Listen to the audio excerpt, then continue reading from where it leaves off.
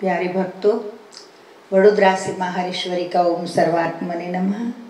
सर्वात्माओं को मेरे नमस्कार। प्रसंग आगे बढ़ रहा है। कुंती माता गदगदित होकर कृष्ण से कहती है, कह कुंती प्रभु कछ दिन रुको, प्रभु कह मैं दुख हो तो रहूं। मैंने बता दिया आपको, भगवान के में दुख होता है तो रुकता हूँ, तो प्रभु सुख ले दुख को आपो। कुंती ने कहा वाह धन्य है कुंती को। कुंती कहती प्रभु जितना सुख दिया है वापस ले लो और दुख दो, इस बहाने भगवान तो हमारे साथ रहेंगे। भक्त को सदा हृदय में राखो, भक्त को हमेशा आपके हृदय में राखो प्रभु। कुंती माता की आंखों में अत्यंत भाव प्रेम।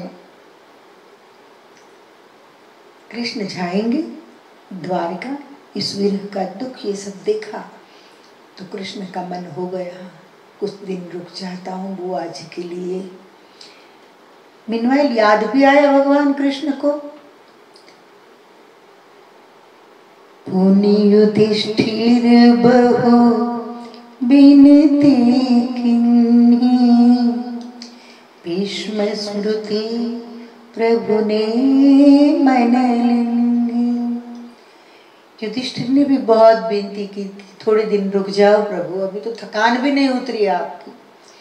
अचानक भगवान को भी याद आया, बहाना भी तो चाहिए ना, रुकना है लेकिन कोई बहाना चाहिए।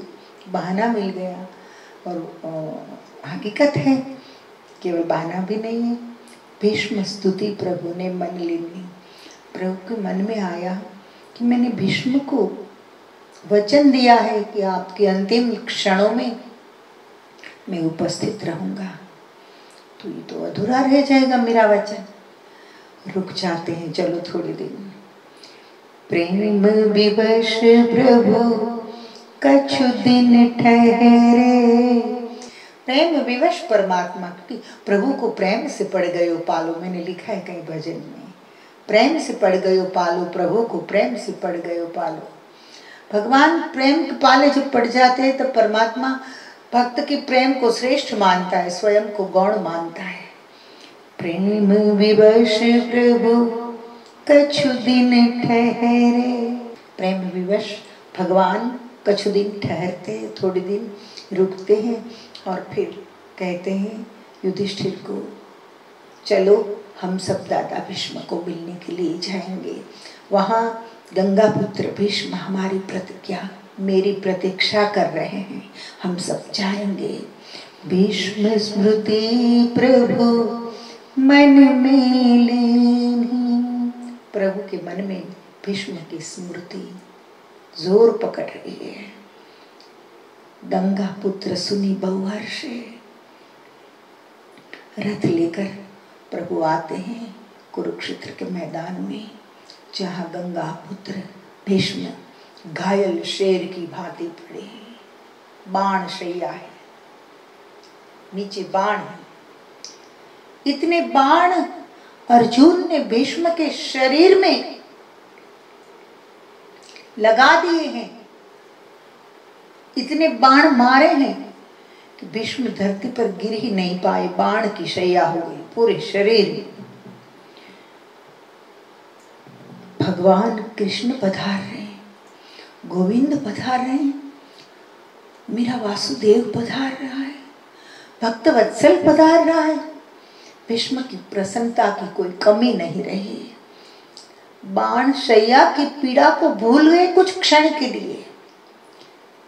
गंगा पुत्र सुनी बहुहर्षे। बाण सेज पे नयन दो बरसे। बाण शैया पर सोते सोते नेत्र में से आंसू बहने लगे, दोनों नयन बरसने लगे। कृष्ण पधारते हैं।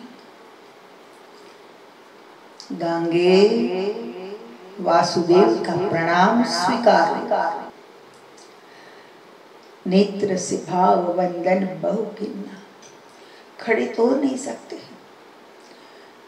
भगवान स्वयं आए अंतकाल पर, साक्षात दंडवत करना चाहिए, लेकिन बाण शैया पर पड़ा हूं, खड़ा तो हो नहीं सकता हूं। नेत्र से भाव बंधन बहु किन्ना। नेत्र से भाव बंधन किए, शरीर तो गौण है। दोस्तों, वंदन कैसा होना चाहिए यहाँ भीष्म सिखाते। शरीर से वंदन करो, देह से वंदन करो, साष्टांग करो, सर झुकाओ, अच्छी बात है, लेकिन भाव वंदन होना चाहिए। वंदन में अगर भाव नहीं है तो ऐसे वंदन का कोई अर्थ नहीं है। या तो वंदन करो नहीं, और करना है तो भाव से करो। नेत्र से भाव वंदन बहु किन्ना। कृष्ण को देखते ही आंखों से भाव वंदन किए दादा भीष्म ने। कृष्ण निकट से दर्शन देना। मानो भीष्म की विनती थी उस भाव वंदन में कि प्रभु आप जरा निकट आए तो मैं अच्छे से दर्शन कर पाऊं। श्री कृष्ण निकट से दर्शन देते हैं। गदगदित वाणी से पूछूं। पहले तो ऐसे ही आंखों से जो बात करनी थी वो हो गई। फिर गदगदित वाणी से पूछूं। वाणी गदगदित है और पूछते हैं, विधि ने बाण शैया क्यों दयो। हे वासुदेव, मुझे याद नहीं है कि मैंने कोई पाप किया है। हे नंद नंदन, मैंने मेरी प्रतिज्ञाओं को पूर्ण की है। हमेशा परिवार की रक्षा के लिए मेरी भावनाओं को मैं न्योछावर करता आया हूं। भगवान, मुझे जवाब दीजिए, ये बाण शैया का दुख मुझे ही क्यों। कृष्ण कहते हैं, कृष्ण कर्म की महिमा, कर्म की बात करते हैं। कृष्ण कर्म की महिमा बताते हुए कहते हैं, हे गंगे, कर्म किसी को भी नहीं छोड़ता। आपने कोई कुकर्म किया नहीं है, आपने कोई पाप किया नहीं है, परंतु पाप देखा है, इसका परिणाम है। भरी सभा में जब पांडव हार जाते सब कुछ, अंत में द्रौपदी को भी दांव पर लगा देते हैं। भरी सभा में दुर्योधन द्रौपदी के लिए अपशब्द बोलते हैं और दुशासन एक वस्त्रा रजस्वला पांचाली को जबरदस्ती पशु की भांति खींचकर सभा में लाता है। तब पांचाली पूरी सभा से कह रही है, कोई तो मेरा पक्ष लो, कोई तो मुझे समझो, मैं कोई चीज नहीं हूं कि मुझे मेरे पर जुआ खेला जाए, और मेरे पति हार भी गए हैं तो इसमें मेरा क्या दोष है। मुझे बचाओ, मेरी रक्षा करो, मेरी लाज रखो। कृपाचार्य आप तो कुछ बोलिए, गुरुद्रोण आप तो कुछ बोलिए, भीष्म पितामह दादा अभी आपको बोलने का अवसर है, आप तो कुछ बोलिए मेरे बचाने के लिए। भिक्षा मांग रही है जैसे अपनी लाज रखने की, लेकिन कोई कुछ नहीं बोला। कृष्ण कहते हैं, हे गांगे, ये जो द्रौपदी का चीरहरण भरी सभा में हुआ, ये बहुत बड़ा पाप था। आप चाहते तो बोल सकते थे, बचा सकते थे, लेकिन आप नहीं बोले। दोस्तों, मेरा ये कहना है कि बोलने के वक्त पर नहीं बोलना ये भी पाप है, और नहीं बोलने के वक्त पर बोलना ये भी पाप है। सावधान। तो कृष्णा की मदद किसी ने नहीं की, द्रौपदी की मदद किसी ने नहीं की। अंत में श्री कृष्ण आए और बसन रूप भय श्याम, द्रौपदी की लाज रह गई। 999 चीर पूरे परमात्मा ने। छोड़ो, विषय पर आते हैं। विधि ने बाण शैया क्यों दयो। जब भीष्म प्रश्न करते हैं कि विधि ने बाण शैया की पीड़ा मुझे क्यों दी, तो कृष्ण कहते हैं कि आपने पाप किया नहीं, परंतु पाप देखा जरूर है। ये पाप को देखने का परिणाम है। दोस्तों, ये बात विचार नहीं है, सोचने योग्य है कि पाप देखने की इतनी पीड़ा होती है तो पाप करने की वेदना कितनी होती हो। इस प्रसंग के द्वारा भगवान वेदव्यास हमें सिखाते हैं कि मन, कर्म और वचन से पाप से बचना चाहिए, सावधान रहना चाहिए। वस्त्र हरण का करुण प्रसंगा, आया स्मरण पीड़ा के संगा। पीड़ा तो थी, वस्त्र हरण का प्रसंग जब याद आ गया पीड़ा और बढ़ गई, कि शरीर की पीड़ा से दिल की पीड़ा अनेक गुनी होती है।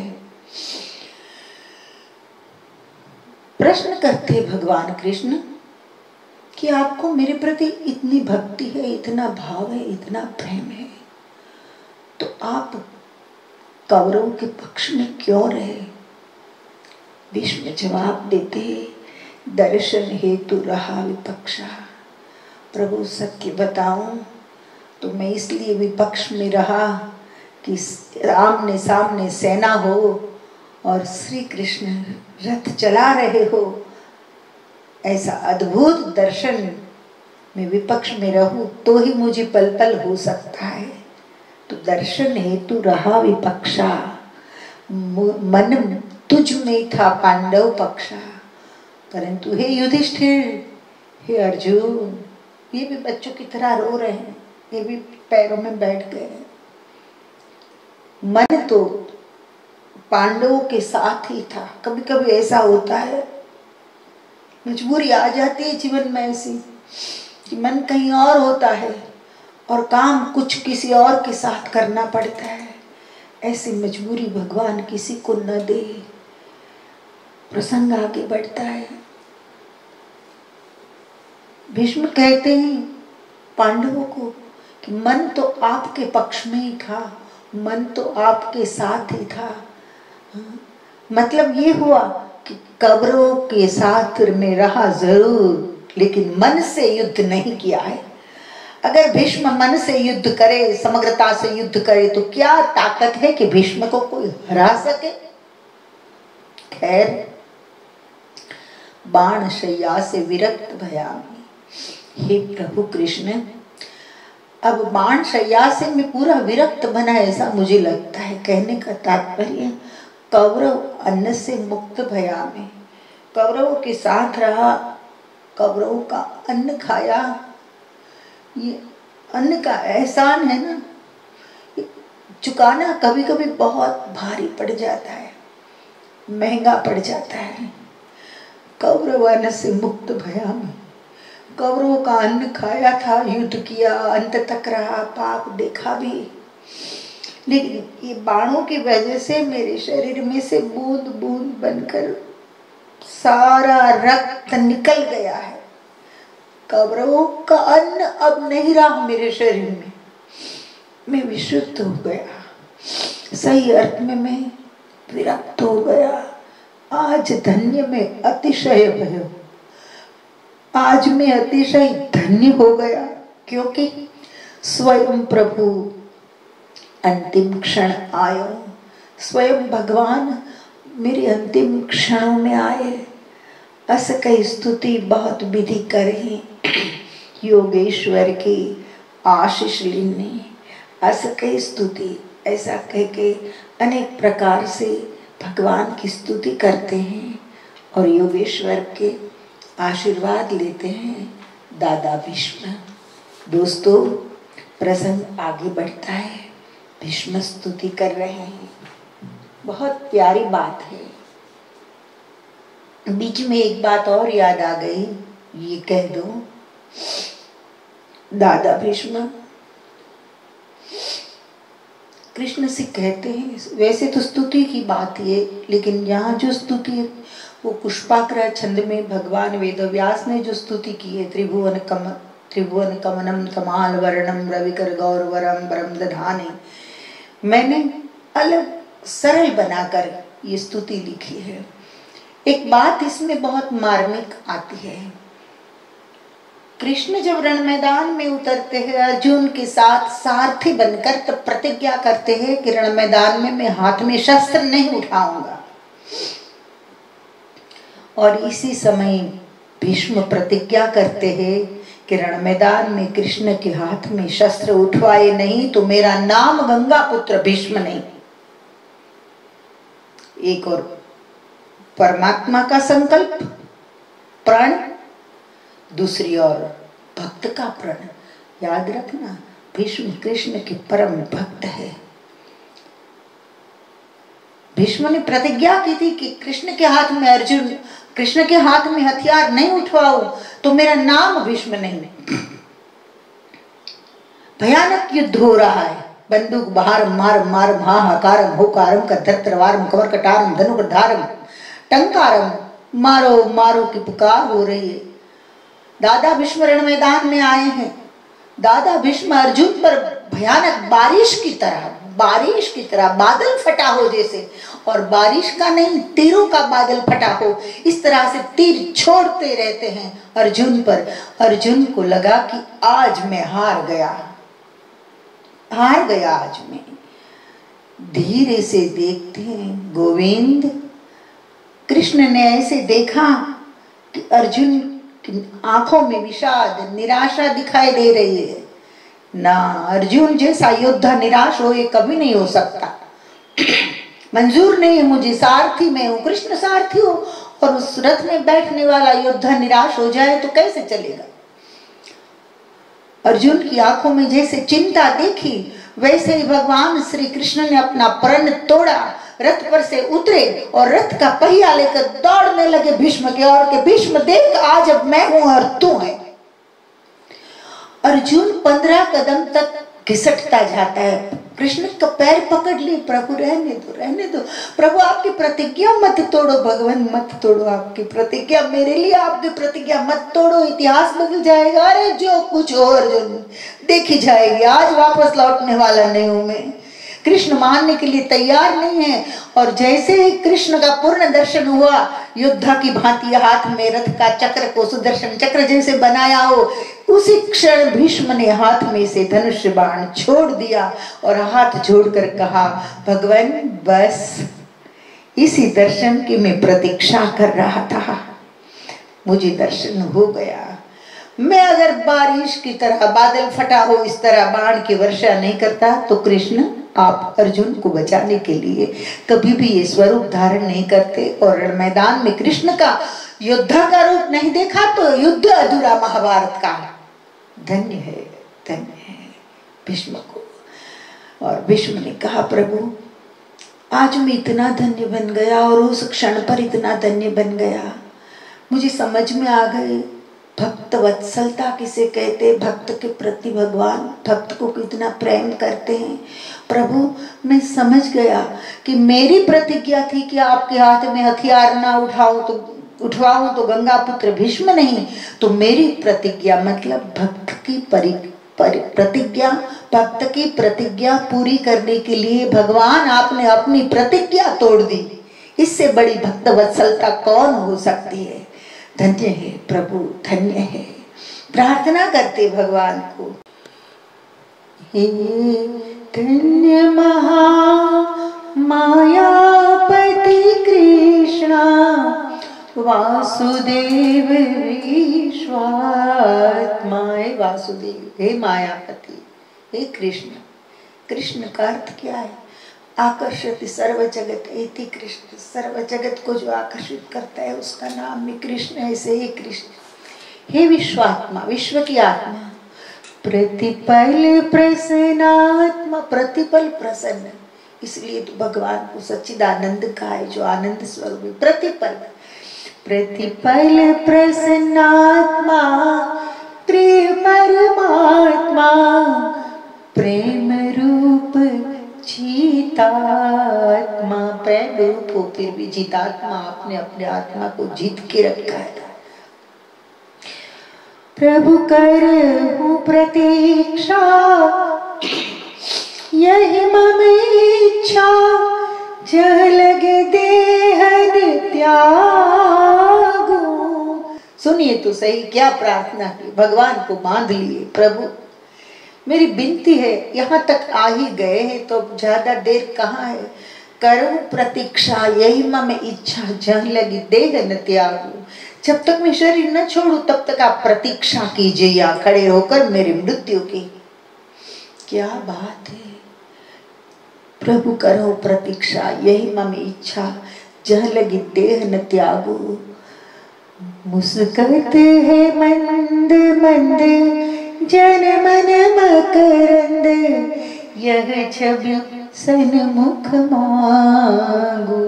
और मेरे सामने खड़े हुए मंद मंद मुस्कान, आपकी मुझे दर्शन, मुस्कान का मुझे दर्शन होना चाहिए। जन मन मकरंद, भक्तों के नेत्र आपकी मंद मंद हस्ती छवि को देखकर भंवरे की तरह मंडराती आपके चेहरे पर। यह छवि सन्मुख मांगू। इस मुद्रा में आप मेरे सन्मुख खड़े रहेंगे। हंसने के लिए भी भगवान को मजबूर कर दिए। मंद मंद हास्य करते हो या प्रतीक्षा करो मेरे मौत की।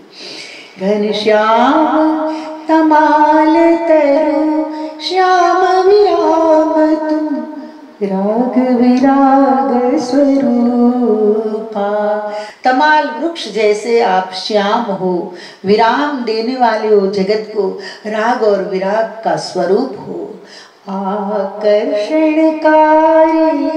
सब जग पारे, पीत बसन रवि रूपा। पूरे विश्व को भारी आकर्षण में सम्मोहित करने वाले पीत वसन रवि रूपा। आपने जो पीत वस्त्र धारण किए ये सूर्य समान शोभा दे रहे हैं। उलटत सुंदर सुरत पे मनहर, संत समाज की भांति। आपके चेहरे पर घुंघराले बाल वाली लट जो फरक रही है वो कैसी लग रही है? मनहर, संत समाज की भांति। ये तो आपकी लटे थोड़ी है, ये तो संत समाज है जो आपके इर्द गिर्द मंडरा रहे हैं। बहुत बहुत सुंदर स्तुति की है भीष्म ने। लट उलटत सुंदर सुरत पे मनहर, संत समाज की भांति। रथ भारत सारथी, भारत यानी अर्जुन, एक नाम है अर्जुन का। रथ भारत सारथी, अर्जुन आरती, कर में चक्र विभाती। दुखी मनुष्य का दुख दूर करने वाले और जिसके हाथ में चक्र शोभा दे रहे हैं, ऐसे श्री कृष्ण को मेरे प्रणाम हो। हे विजय सखा है पांडव रक्षक, परिपालक जग शासक। विजय सखा, हे विजय सखा, हे अर्जुन के मित्र, हे पांडवों के रक्षक, जगत के परिपालक और जगत के शासक। हे रस रासेश्वर, रस रस स्वरूपा, रस हो गए रस स्वरूपा। हे रस रासेश्वर, जय योगेश्वर, हरेश्वरी के उपासक। हर ईश्वरी मतलब जगत जननी जगदम्बा कुंडलिनी स्वरूपा माँ भवानी, आप शक्ति के उपासक हो प्रभु। प्रसंग आता है देवी भागवत में कि कृष्ण के पुत्र का जब प्रद्युम्न का अपहरण हो गया तब 16 साल तक जगदम्बा के कृष्ण ने उपासना की है और उसके आशीर्वाद के बल से ही बाप बेटे दोनों बचे हैं। तो हे रस रासेश्वर, जय योगेश्वर, हरेश्वरी के उपासक।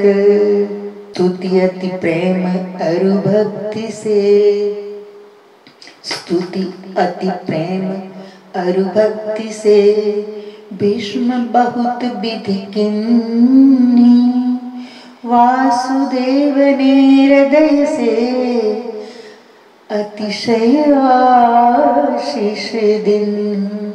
प्रेम और भक्ति से बहुत विधि अनेक प्रकार से भगवान की स्तुति करते हैं दादा भीष्म, और वासुदेव ने हृदय से अतिशय आशीष दिन आशीष देते हैं, भीष्म को आशीर्वाद देते हैं।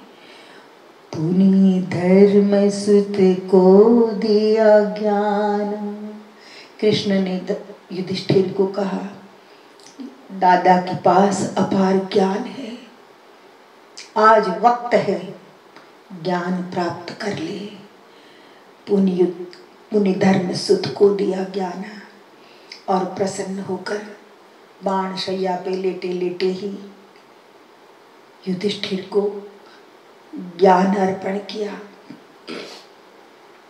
जानो भीष्म से धर्म विज्ञान।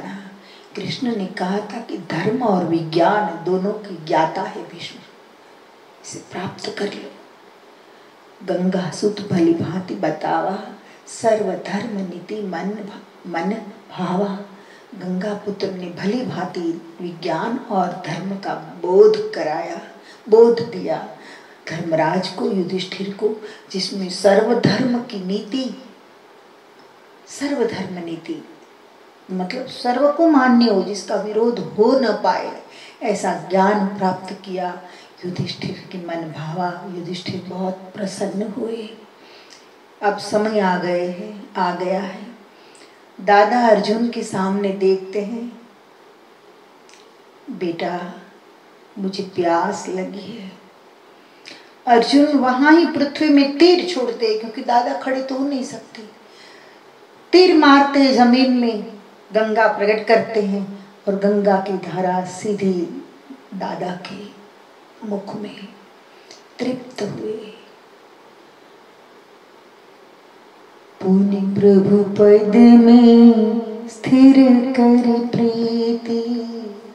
प्रतीक्षा कर रहे थे, इच्छा मृत्यु का वरदान था।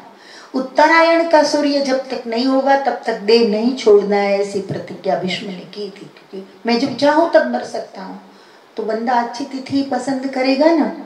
थी पुनि प्रभु पद में स्थिर कर प्रीति, उत्तरायण तजे प्रण भली रीति। अंत में मनमोहक मंद मंद मुस्काते हुए मोहन के चरणों में चित्त को स्थिर करके उत्तरायण के उत्तम दिन पर दादा भीष्म ने शरीर का त्याग किया। विष्णु सहस्र नाम देह मुख था, देह छोड़ा तब भीष्म के मुख में विष्णु सहस्र पाठ चल रहा था और मोर मुकुटधारी सन्मुख था, सन्मुख मोर मुकुटधारी थे। सोचिए तो सही, एक और उत्तरायण के सूर्य पवित्र दिवस, मुख में विष्णु सहस्र नाम का पाठ और सामने मोर मुकुटधारी बांके बिहारी श्री घनश्याम की मंद मंद मुस्काती हुई मूर्ति। ऐसे क्षणों में देह छोड़ने का भाग्य तो इतिहास में किसी को नहीं मिला होगा। धन्य धन्य गंगा सुत भारी, इच्छा मृत्यु वर दिया तारी। इच्छा मृत्यु के वरदान से तैर गए। पुनि यदुनाथ, फिर जो कुछ भी कर्तव्य था पांडवों का बाद में ये सब पूर्ण किया। काफी दिन हो गए। अब यदुनाथ कहते हैं अब मुझे मत रोकना, अब विदा दो। पांडव कहते ठीक है। माता कुंती और पांडव विदाई देते कृष्ण को। पुनि यदुनाथ द्वारिका आए, पुरजन प्रेम सहित बधाए।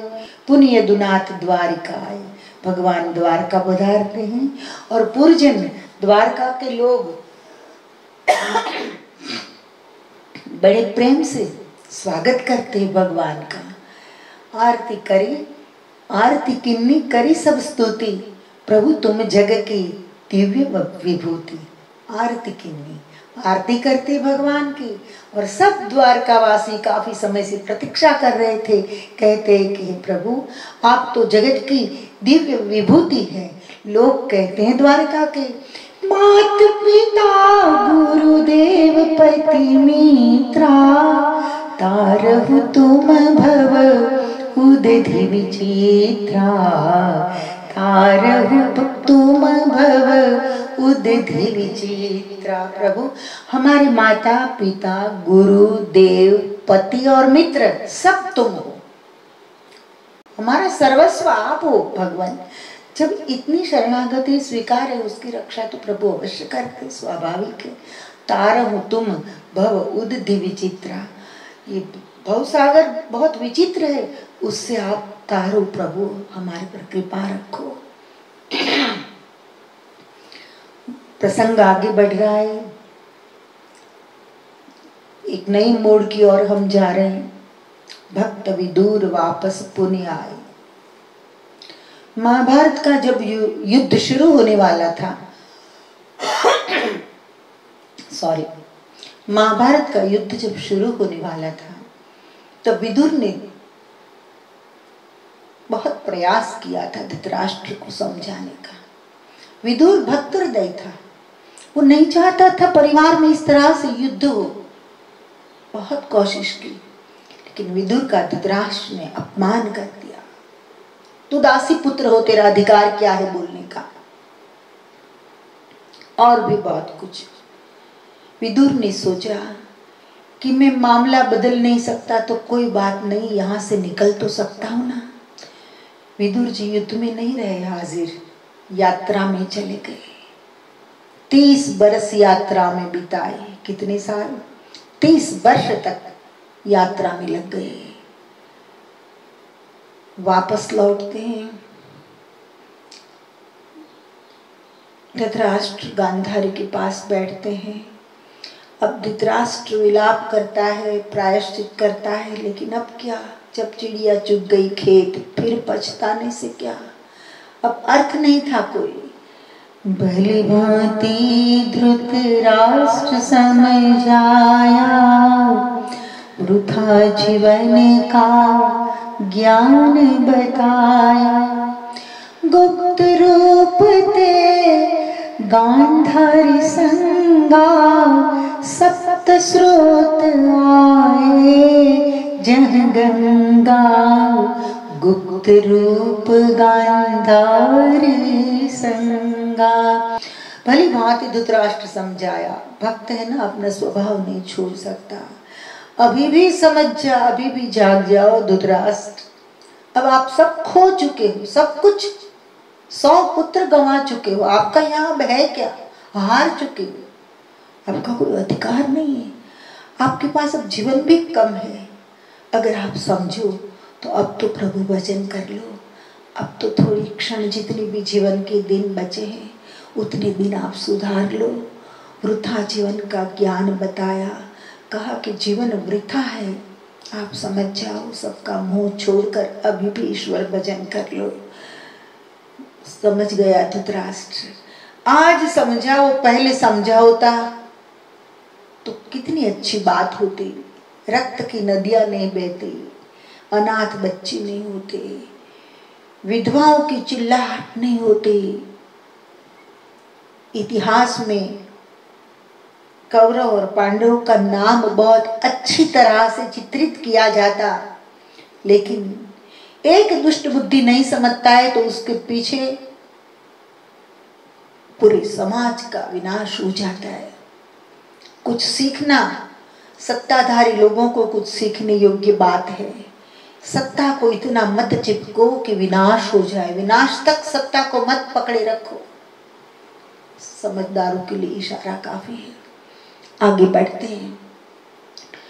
गुप्त रूप से गांधारी संगा। धृतराष्ट्र एक रात को गुप्त रूप से चुपचाप गांधारी को संग लेकर चला जाता है जंगल में। कहाँ? जहाँ सप्त स्रोत, 7 स्वरूप में गंगा धरती पर आती है और सप्तर्षि उस गंगा का स्वागत करते हैं। उस जगह पर आकर धृतराष्ट्र रहते हैं। इधर क्या हुआ? सुबह हुई। धर्मराज का नियम था, मैंने कहा था ना, भला भलाई नहीं चुकता और दुष्ट दुष्टता नहीं चुकता है। धर्मराज का नियम था, युद्ध जीतने के बाद भी धृतराष्ट्र ने भले कुछ भी किया, लेकिन फिर भी रोज सुबह धृतराष्ट्र को मिलने और वंदन करने जाते थे, ताकि उन्हें ये न लगे कि अब हम अकेले पड़ गए हैं। धर्मराज आते हैं मिलने के लिए, कहीं मिल नहीं रहे हैं गांधारी और धृतराष्ट्र। चिंतित धर्मराज अति भयो। धर्मराज अत्यंत चिंतित हो गए। कहाँ गए, कहाँ हम ढूंढे? अरे, लोग कहेंगे कि 100 पुत्रों को मार दिए और अंधे माँ बाप को भी घर में से निकाल दिए। मैं क्या जवाब दूंगा, मेरे दिल में ऐसा बिल्कुल नहीं है, अब मैं क्या करूं। तब नारद जी आते हैं, नारद ने सब भेद बताया। नारद सब भेद बताते हैं और कहते हैं कि वे गए हैं सप्त स्रोत गंगा के तट। वहाँ जंगल में झोंपड़ी बांधी थी, झोंपड़ी में आग लग गई और दोनों का शरीर शांत हो गया है। अब चिंतित होने से कोई फायदा नहीं। ऐसे वैसे करके धर्मराज अपने मन को समझा लेते हैं। दूसरी ओर क्या हुआ, भगवान को द्वारिका छोड़ने के लिए अर्जुन साथ गया था। पुण्य अर्जुन द्वारिका से आए। अर्जुन द्वारका से वापस लौटते हैं, लेकिन जो अर्जुन गया था वो और था, आया कुछ और है।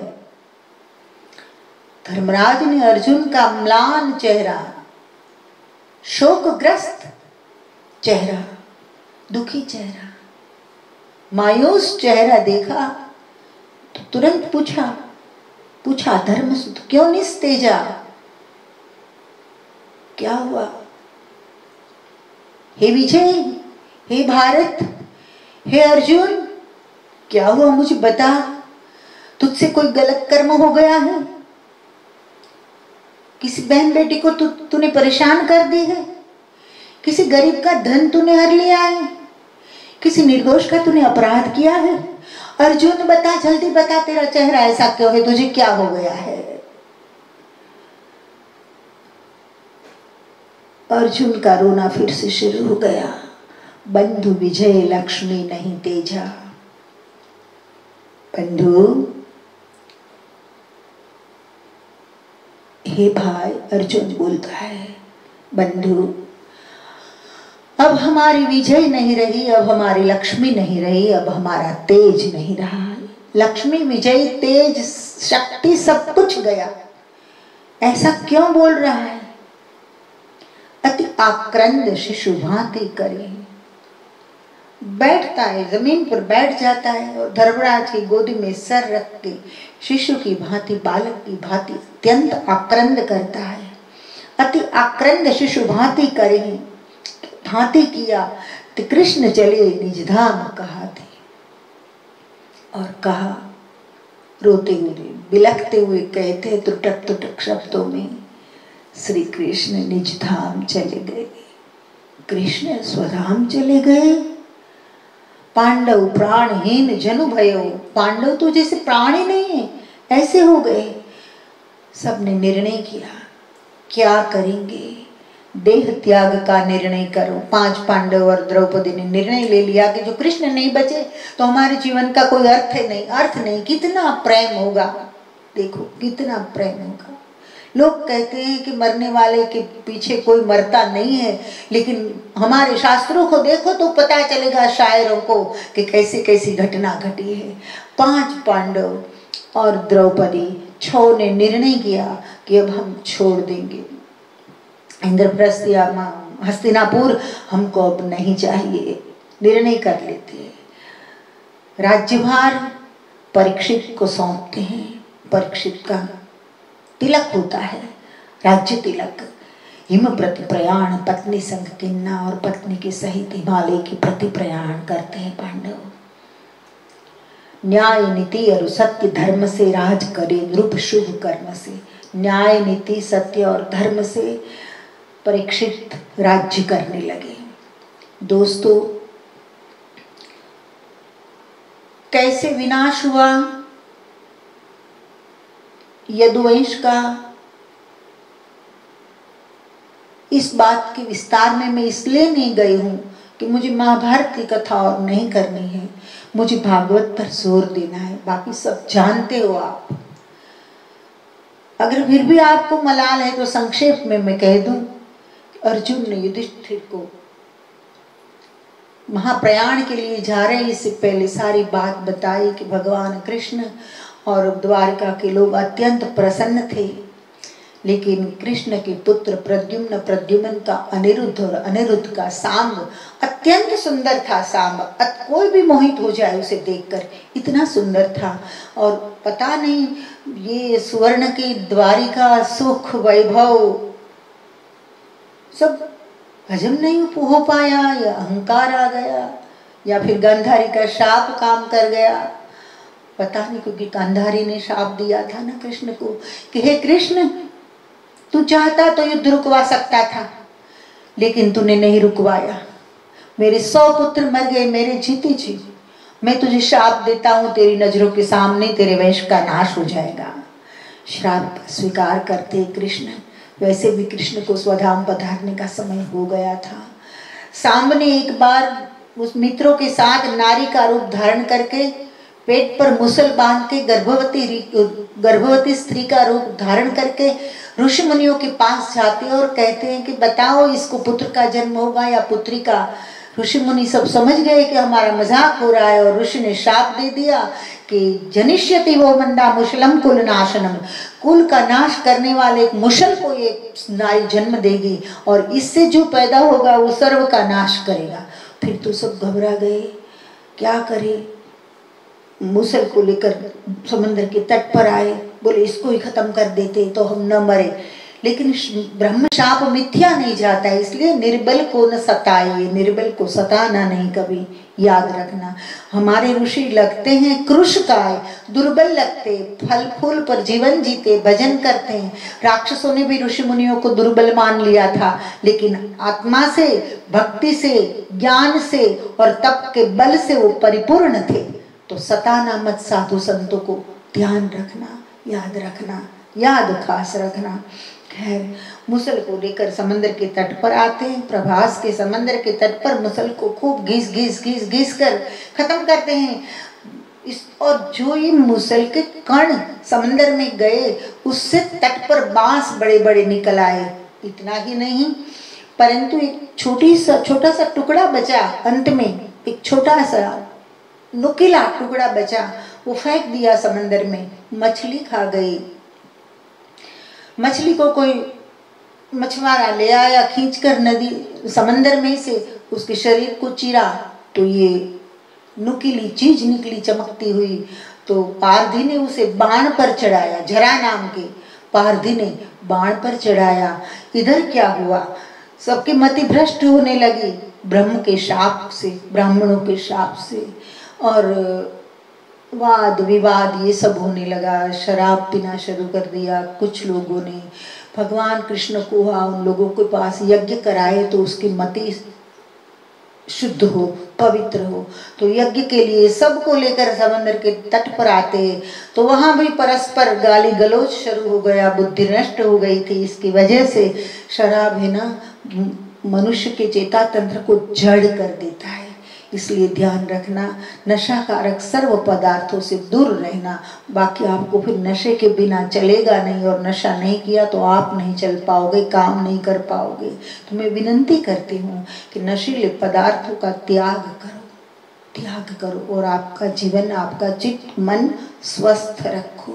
खैर, कृष्ण भगवान सबको समझाते हैं, लेकिन कोई समझने के लिए तैयार नहीं है नशे की वजह से, और अंदर अंदर युद्ध करने लगे। कोई शस्त्र नहीं बचा था। वे लोग जो बांस निकले थे उसको घिसने, उस जो घिसा था मुसल, उसकी जो रज बनी थी उसमें से जो बांस उग निकले थे, उस बांसों को खींच कर एक दूसरे को मारने लगे। बलदेव जी ने समझाया, बलदेव जी की भी बात नहीं मानते, बलदेव जी ने भी समाधि ले ली। और भगवान कृष्ण अपने ही सामने, क्योंकि स्वधाम जाने का समय भी हो गया था, अपने ही नजरों के सामने सब विनाश देखते हैं और एक वृक्ष के नीचे जाकर सुखासन में बैठते हैं साक्षी भाव से। भयानक परिस्थिति, लेकिन साक्षी भाव। एक और कोशिश करता है अर्जुन, लेकिन पता नहीं, कुछ नहीं कर सकते हैं। वो भी कांप रहा है कि स्थिति में मैं कैसे स्थिति को संभालूं। भगवान कृष्ण अकेले बैठते हैं। तो पारधी ने तीर मारा, उसे था कोई पशु बैठा है, और तीर भगवान के चरण में लगता है, तलवे में, चरण के मर्म स्थान में लगता है, और भगवान श्री कृष्ण का शरीर शांत हो जाता है। अर्जुन ढूंढता आता है। कृष्ण भगवान स्वधाम चले गए, अंदर से टूट गया है अर्जुन से जो कुछ हुआ वो कर्म करते हैं। कहा जाता है कि कृष्ण के सारे अंग जलकर समाप्त हुए अग्नि संस्कार से, लेकिन हृदय नहीं जला, हृदय नहीं जला। वो आज भी जगन्नाथपुरी में है, ऐसा विद्वानों का मत है। हकीकत तो राम जाने। मुझे तो भगवान के गुणगान गाने में आनंद आता है। इतिहास से ज़्यादा मेरे लिए ये गुणगान का जो आनंद है ये महत्वपूर्ण है। दोस्तों, कृष्ण की मृत्यु हो गई, ये पता समाचार बहुत जल्दी फैल गए। चारों ओर से लोग लूटने के लिए आ गए सोना की द्वारका को। अर्जुन ने कोशिश की कुछ स्त्रियों को बचाने की, लेकिन कुछ स्त्रियां भाग गई थी, कुछ को उठाकर ले गए थे शत्रु लोग, और कुछ नारियों को लेकर अर्जुन का गांडीव कुछ काम नहीं कर पाया। अकेले अर्जुन ने मानो जैसे युद्ध जीत लिया था महाभारत का, लेकिन आज अर्जुन का गांडीव भी काम नहीं आया। कृष्ण नहीं रहे तो हाथ पैरों में कोई ताकत नहीं रही, शक्ति नहीं, न रही कोई चेतना। और कुछ स्त्रियों को लेकर अर्जुन आता है पांडवों के पास, तो उन नारियों को भी लूट कर चले गए लुटारे, और अर्जुन अकेला दुखी। खैर, राज्यभार परीक्षित देना। पांडवों ने निर्णय कर लिया है, मैंने आपको बता दिया कि हम हिमालय पर चले जाएंगे, शरीर छोड़ देंगे। परीक्षित का राज्य तिलक हुआ। हिम प्रति प्रयाण पत्नी संग किन्ना, हिमालय प्रति प्रयाण किया पांडवों ने। न्याय नीति और सत्य धर्म से किस तरह से राज्य कर रहे थे महाराज परीक्षित, बड़ी अच्छी बात है।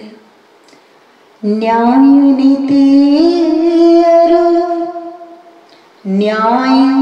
नीति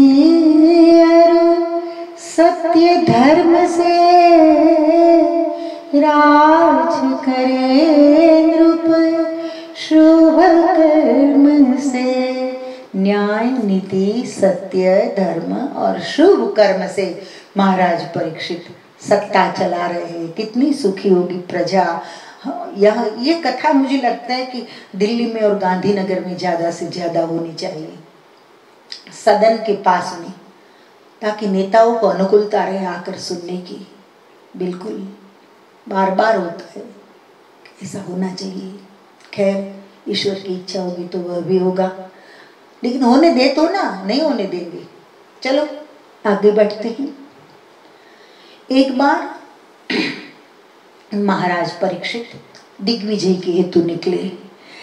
दिग्विजय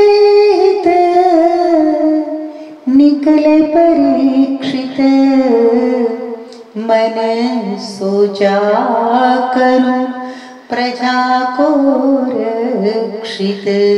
दिग्विजय करने निकले, लेकिन पर्पस देखना, पर्पस क्या है। अनेक राजा दिग्विजय के लिए निकले हैं, परंतु परीक्षित दिग्विजय के लिए निकले। उसका पर्पस ये है कि चारों दिशाओं में मैं विजय प्राप्त कर लूं सर्व राजाओं पर, ताकि जो राजाएं दुष्ट है, शराब सुंदरी में मस्त रहने वाले हैं, या जो लायक नहीं है और जिसकी प्रजा दुखी है, वो सारी प्रजा सुखी हो जाए मेरे छत्र के नीचे आकर। इसलिए दिग्विजय के लिए निकले, एक अहंकार से नहीं, या दूसरों का राज्य हड़प कर लेना, ये वृत्ति नहीं थी। दिग्विजय निकले परीक्षित, मन सोचा करूं प्रजा को रक्षित, प्रजा को मैं रक्षित करूं, ऐसा मन में सोचते हैं। वेद व्यास ने प्रतीक रूप राखा, कथा स्पष्ट मैंने करी भाखा। वेद व्यास ने तो प्रतीक रूप में बताया है, लेकिन मैं कथा स्पष्ट करके कहने जा रही हूँ। धर्म के प्रमुख चार आधारा, शौच दया तप सत्य पारा। धर्म के प्रमुख चार आधार, धर्म के प्रमुख चार आधार है। धर्म के प्रमुख चार आधार, सावधान, ये हिंदू धर्म या मुसलमान धर्म या ख्रिस्ती धर्म या ईसाई धर्म या धर्म में अलग अलग संप्रदाय और टुकड़े हैं, उस धर्म की मैं बात नहीं कर रही हूँ। लेकिन धर्म मतलब धार्यति इति धर्म, पूरी समष्टि को जो तत्व, जो बल, जो शक्ति धारण करके बैठे है, उसी का नाम है धर्म। और वह तत्व हम में भी है। हम अगर धर्म से चलेंगे तो दूसरों की भी रक्षा होगी। तो धर्म के प्रमुख 4 आधार, धर्म के प्रमुख 4 आधार है। कौन कौन? शौच, शौच यानी पवित्रता। दूसरा आधार है दया, तीसरा आधार है तप, और चौथा आधार है शौच, दया, तप, और चौथा आधार है सत्य। शौच, दया, तप और सत्य, ये धर्म के 4 आधार है। प्रसंग आगे बढ़ रहा है। महाराज परीक्षित दिग्विजय के लिए निकले हैं।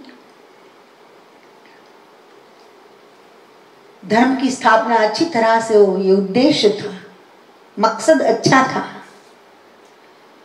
देखा परीक्षित महाराज ने रास्ते में, प्रतीक, मैंने कहा ना प्रतीक की बात है, रास्ते में एक बैल को देखा, उसके 3 पैर टूट गए थे।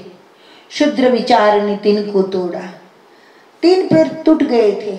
शौच, दया और तप, ये 3 नहीं थे। मतलब समाज में ये 3 चीज नहीं देखी। यहाँ बैल यानी धर्म का स्वरूप ऐसा समझने, प्रतीक है। 3 पैर तोड़ दिए हैं। शौच, दया और तप, पवित्रता कहीं नहीं, दया नहीं रही लोगों के मन में, और तप भी नहीं रहा। 5000 साल पहले ये परिस्थिति थी। आज क्या है आप भी जानते हैं, हम भी जानते हैं। आगे बढ़ते हैं। ये 3 पैर किसने तोड़ दिए? किसी शूद्र ने। तो मैं कहती हूँ कि शूद्र विचार नहीं, ये मेरा मत है, ये मेरा अर्थ घटन है, मैं स्वतंत्र हूँ। अर्थ घटन में करती हूँ कि शूद्र विचार तोड़ते हैं धर्म को, शूद्र व्यक्ति नहीं। मनुष्य में शुद्रता होना ये खराब है, शूद्र जाति में जन्म लेना ये खराब नहीं है। ब्राह्मण में भी शुद्रता हो सकती है और शूद्र में ब्राह्मणत्व हो सकता है।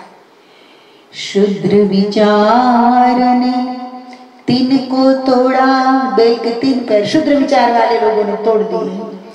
आसक्ति मद गर्व धर्म छोड़ा। लोग आसक्ति में है, मद में है, अहंकार में है, गर्व में है, मैं कुछ हूँ, आई एम समथिंग। धर्म को छोड़कर लोग जी रहे हैं स्वच्छंद रूप से। धर्म से धरा धरे सुख शांति। दोस्तों, धर्म की जरूर क्या है, प्रश्न होगा। तो मैं कहती हूँ जो शांति देता है वह धर्म, जो आत्म सुख देता है वह धर्म। तो धर्म से धरा धरे सुख शांति। धर्म की वजह से पृथ्वी पर के लोग आत्म सुख और शांति प्राप्त करते हैं, और अधर्म से अशांति बढ़ती है। आज चल रहा है ना सब, तो अधर्म से अशांति बढ़ती है। पृथ्वी पे सुख शांति हेतु धर्म बने सुख मोक्ष का सेतु। धर्म पृथ्वी पर शांति स्थापित करने के लिए सुख और मोक्ष का सेतु बनता है। कली रूप दुष्ट ने स्थान निज चाहा। आगे बढ़ते हैं, बड़ी प्यारी बात आती है कि कलयुग की वजह से ये सब हो रहा है। तो महाराज परीक्षित को हुआ कि कलयुग को ही भगा दूं, मतलब जिसके मन में कलयुग है ऐसे लोगों को ही निकाला कर दूं, देश निकाल कर दूं मेरे राज्य में से। देश पृथ्वी पे सुख शांति है तो अगर जो धर्म है और मोक्ष का सेतु बनता है ये, तो देश निकाल दुष्टन का किन्ना। शुरुआत कर दी, दुष्टों को कहा देश निकालो जाओ, रहना है तो शांति से हमारे देश में रहो, ब्रदरहुड भाईचारा की भावना से रहो, अथवा चले जाओ। कलयुग का देश निकाला करने लगे। परीक्षित ने धर्म व्रत लेना, परीक्षित ने तो धर्म व्रत लिया है कि मैं धर्म की पुनः स्थापना करूंगा, और जो अत्याचार है, निर्दोषों को परेशान करने की बातें, जो आतंक है, उस सबको मैं खत्म करूंगा। देश निकाल दुष्टन का किन्ना, कलि रूप दुष्ट ने स्थान निज चाहा। तो कलयुग रूपी दुष्ट पुरुष जो थे, उन लोगों ने कहा कि आप राजा हो, हमको देश निकाल दे रहे हो, ठीक है, लेकिन हम जाए कहाँ? आपका इतना तो कर्तव्य बनता है कि हमको रहने की कोई आप जगह तो दे। आप जहाँ कहें हम चले जाएंगे, लेकिन हमको जगह तो बताओ कि जहाँ कम से कम हम रह सके। तब कलिरूप दुष्ट ने स्थान निज चाहा, नृप परीक्षित नेते देहा। हम कहाँ रहे ऐसा जब कहा, तब रास्ता बताते हैं, जगह बताते हैं। नृप परीक्षित नेते देहा, कहाँ?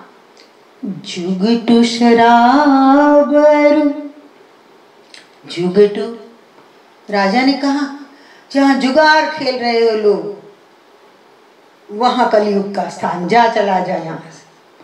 तो जहाँ जुगारी लोग होते हैं वहां कलयुग का वास होता है।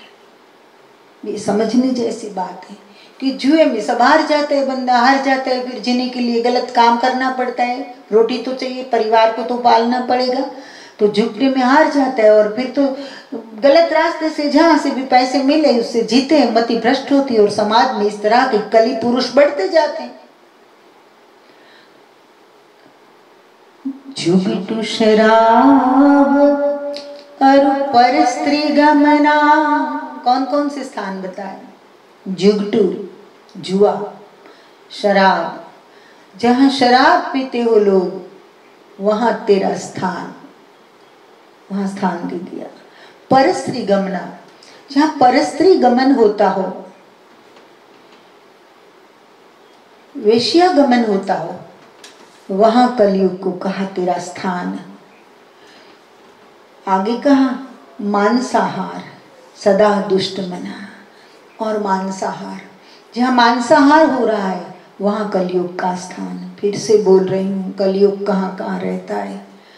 आपको अगर सही अर्थ में धर्म में जीना है, शांति से जीना है, सुख से जीना है, संतोष से जीना है, बिना संघर्ष जीना है, तो आप जुगटू नहीं खेलेंगे कभी, जुआ नहीं, शराब नहीं, परस्त्री गमन नहीं और मांसाहार नहीं।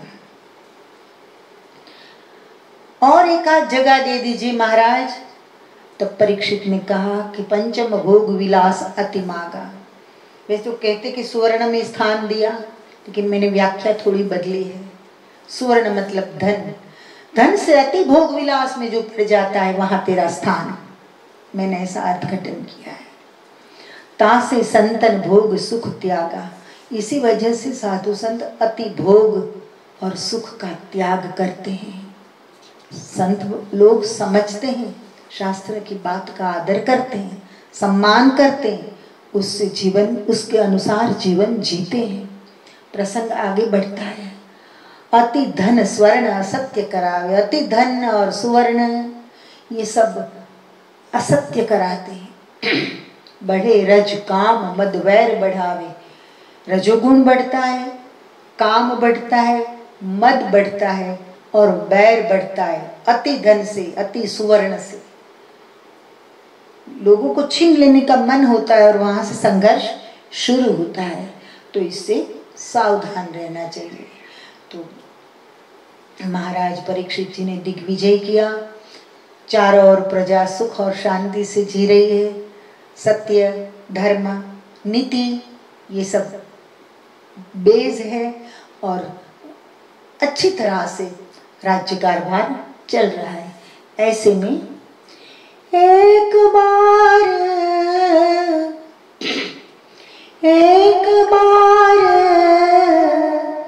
विहार के हेतु धरे मुकुट पांडव कुल के तू। एक बार महाराज परीक्षित को हुआ कि चल मैं विहार में निकलूं। अपने अश्व पर सवार होकर विहार करने के लिए निकलते हैं। एक मुकुट था बरसों से, बड़ा प्यारा था, बहुत सुंदर था, किसी ने पहना नहीं था। जब तक धर्मराज थे तब तक तो उसने सब पांडवों को कह के रखा था कि ये जरासंध का मुकुट है, इसमें जरासंध की मति के परमाणु है, उसे कभी पहनना नहीं। लेकिन परीक्षित को कहना रह गया था। धर्यो मुकुट पांडव कुल केतु, पांडव कुल केतु महाराज परीक्षित ने वो सुंदर मुकुट धारण किया। जरासंध के लिए कहा जाता है कि जरासंध अति क्रोधी विलासी, अत्यंत क्रोधी था, विलासी था, अति त्रस्त थे। ते पूर्वासी और जरासंध के पूर्वासी जरासंध से अत्यंत त्रस्त थे। ते का मुकुट धरत है नृपा, वो जरासंध का वध करके उसका मुकुट ले लिया था और ये पांडवों के घर में था। पता था नहीं कुछ परीक्षित को, परीक्षित को हुआ इतना अच्छा मुकुट, चल मैं आज धारण करता हूँ।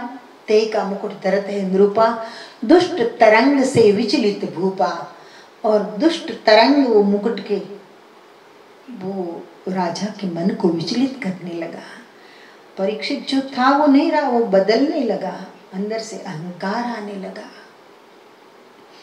इसलिए हम कहते हैं बेटा कि किसी के वस्त्र मत पहनो, किसी के गहने मत पहनो, क्योंकि उस गहनों में और उस वस्त्रों में जो व्यक्ति के है उसके विचारों का असर है, उसके परमाणु होते हैं, और ये कभी कभी परेशान कर देते, हमारी बुद्धि को भी भ्रष्ट कर देते हैं। इसलिए ध्यान रखना, किसी के वस्त्र, किसी के आभूषण, किसी की चीजों का उपयोग मत करना। प्रसंग आगे बढ़ता है।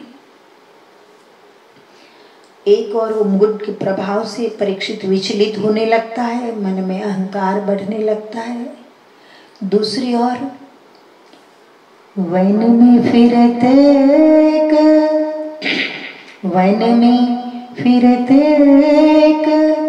आश्रम आए, ऋषि शमीक निजात्मा ध्याय।